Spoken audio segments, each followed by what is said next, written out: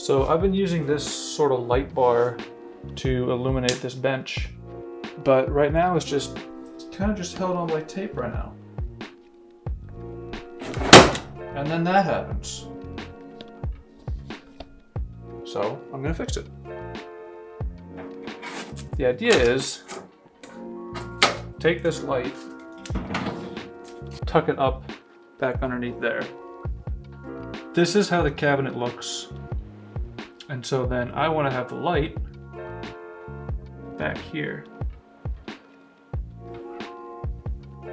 Let's just 3D print something that kind of holds the light like this and then goes up and clips onto that.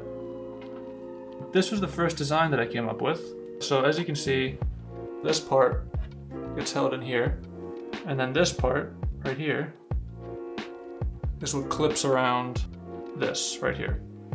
So one of many issues is that with this app, unless you pay for the full subscription, you can only download models in low res.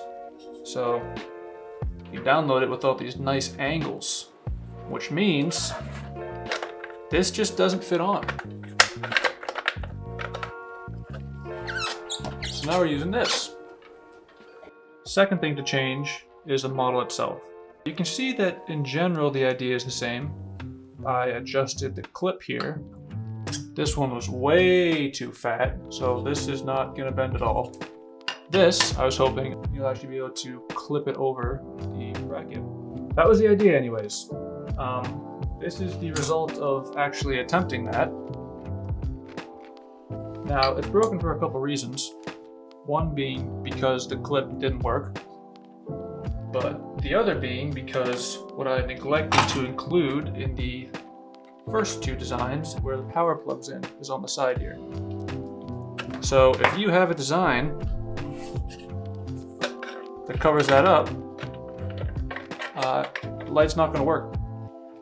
In order to fix that, I took this, and then I took a Dremel, and then I butchered it, and this is what was left. The other issue, this is printed in PETG, and that basically just means it has little to no flex. And if it gets flexed at all, it just snaps. So, another lesson learned. For the third design, I actually have the Fusion file. So the idea here was, okay, I need a space for the charging port, got it. Need it to be more flexible, so thin, got it. And now, it's gonna clip on behind the bracket as well as clip up top underneath the door. So the bottom part will clip underneath here, and then the top part loops up and goes underneath the door right here. The other change that I made is instead of printing it in PETG, this time I printed it in PLA. The reason for this is PLA is a lot more flexible. It's still not flexible like rubber, but when you have thin shapes like this, it's a lot bendier, which is good because that way you can clip it into place. This one still doesn't work though, and I'll show you why. So the way it works again is this part will clip onto here, and in the back, this comes up and clips onto the lip in the back. So, you know, like, hey, that looks not too bad. It is bad. I'll show you why it's bad. So now we got both in there. So now let's try putting the light in there. And, oh dear. Yeah, so the issue is that by trying to make it more flexible, I actually made it too flexible. So that's another fail. So, lesson learned from this design. Flexible is good, too flexible is not good. So, on to design number 4. Taking what we learned from this design, we now have this. First big change, I put this surface back in. Now this won't get in the way of where the power cable goes, but it provides more support to this bottom strut here.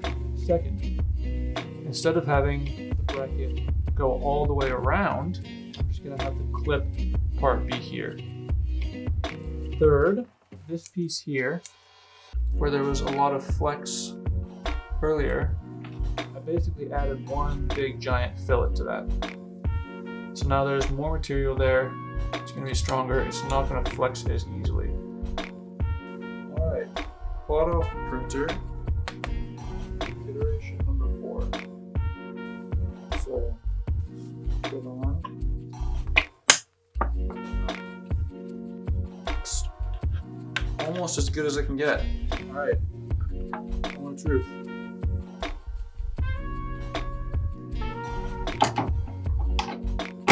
All right, so far so good.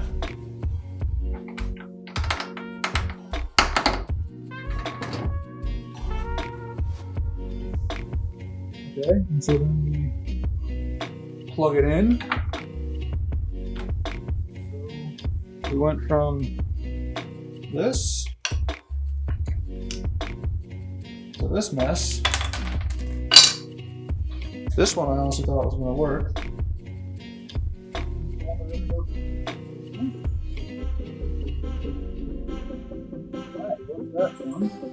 So let's go try making something else. Later.